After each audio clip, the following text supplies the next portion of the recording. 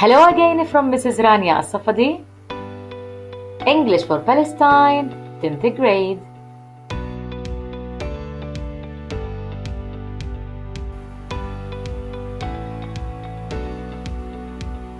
Do you remember this woman?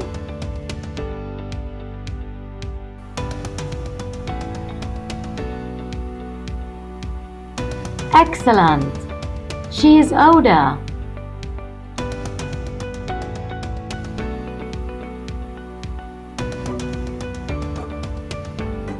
What will happen with Oda?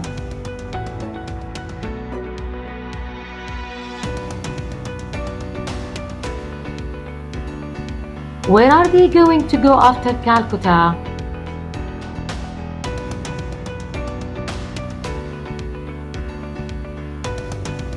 Just be ready to watch episode 4, The Route to Singapore.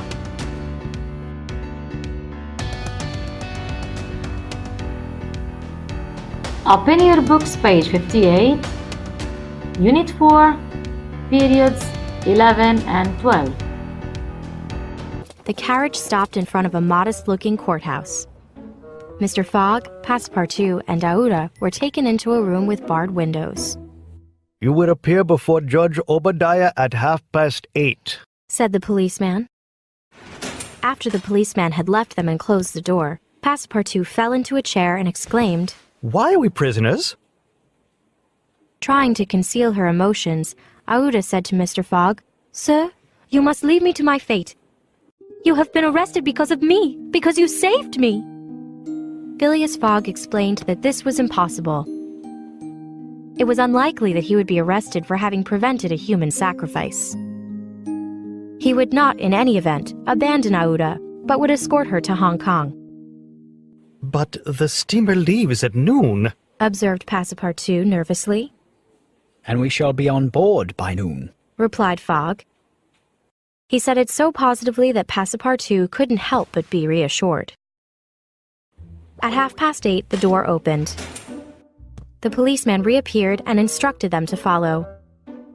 He led them to a courtroom. Mr. Fogg and his two companions entered and took their places at a desk opposite the judge.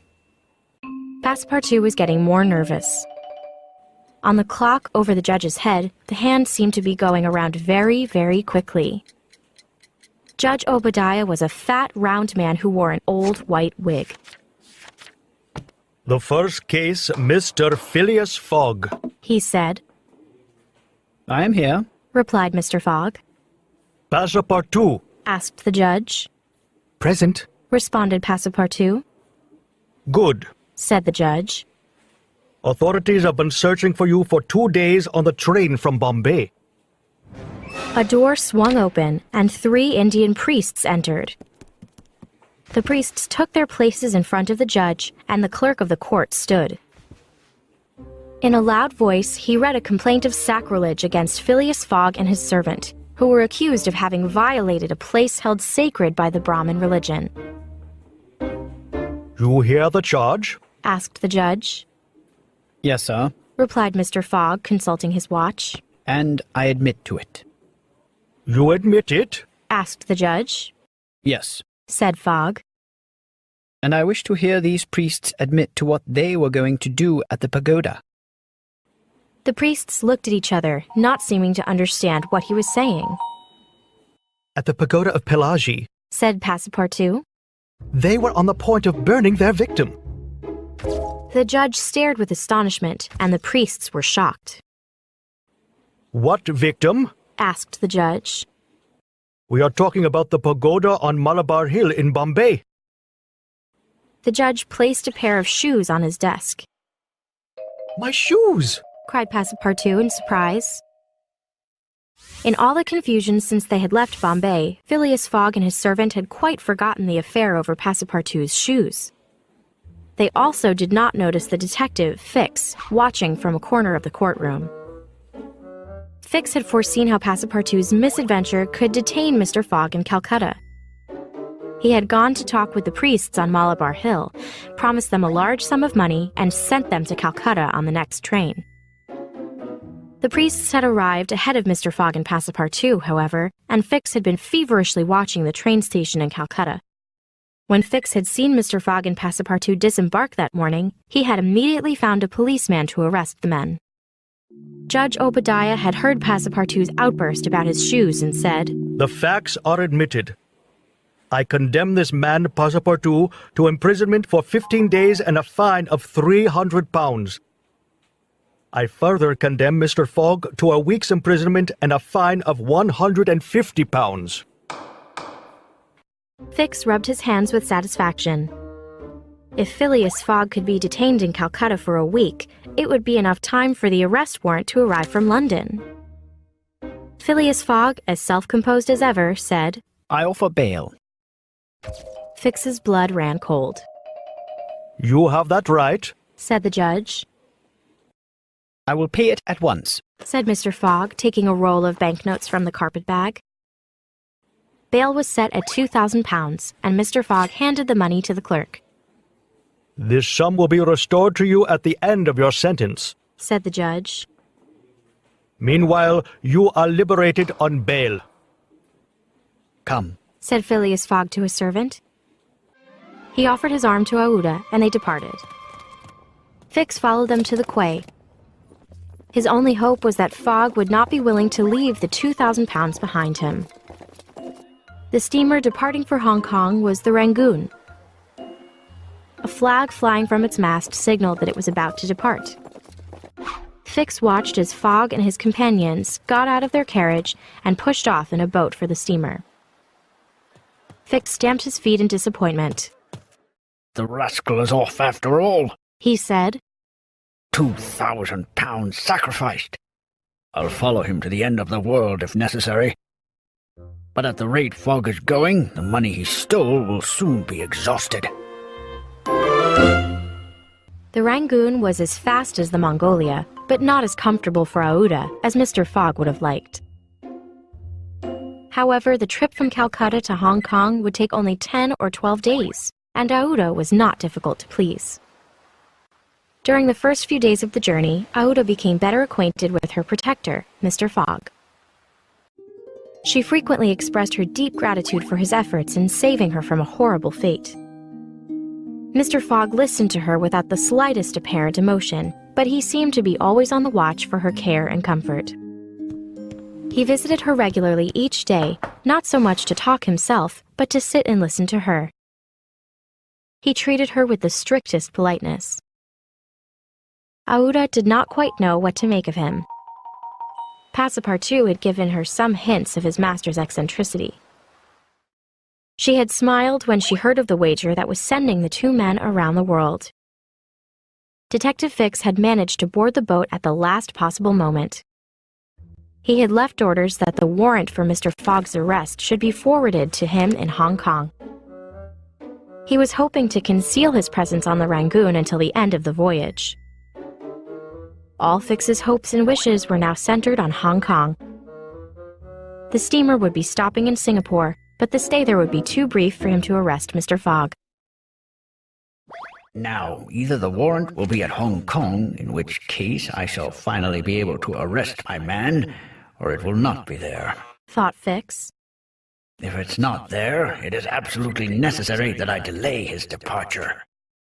I have failed at Bombay, and I have failed at Calcutta. If I fail at Hong Kong, my reputation is lost. Cost what it may, I must succeed. As he puzzled over his predicament, Fix decided that he must make a confidant of Passepartout. He was certain that Passepartout was not Mr. Fogg's accomplice in crime. I will tell him what kind of man his master is, Fix thought. When Passepartout finds out how Mr. Fogg really makes his money, the servant will fear being accused himself and become my ally. But this strategy was risky, Fix realized. One word of warning from Passepartout to his master, and all will be ruined. There was no denying it. The detective was in a difficult position. One day, Fix emerged from his cabin and went on deck to get some air.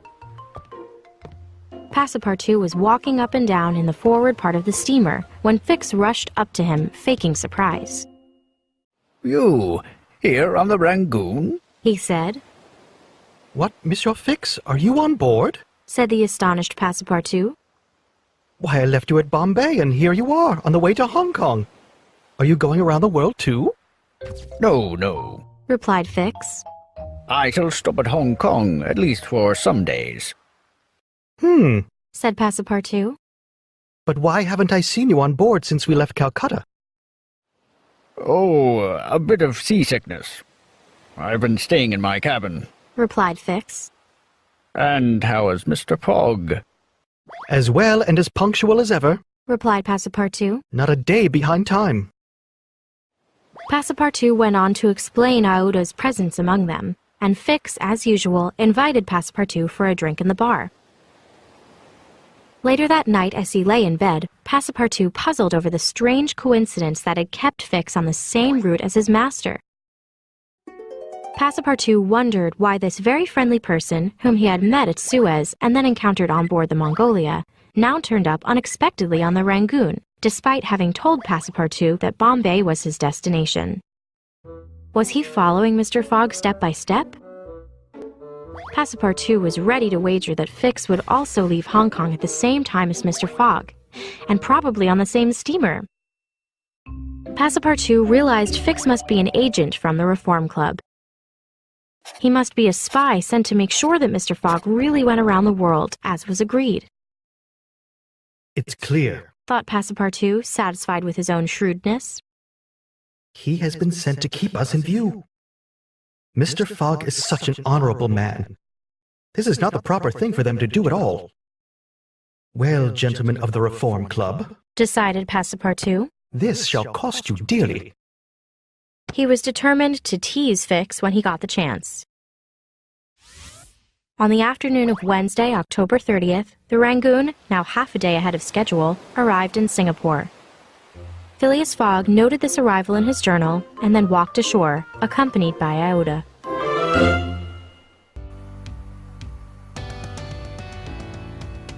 Oh, what will happen next? What will Fix do?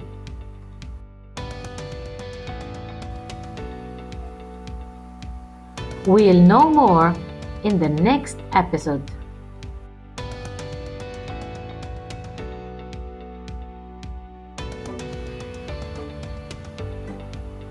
You will find a worksheet in the description box.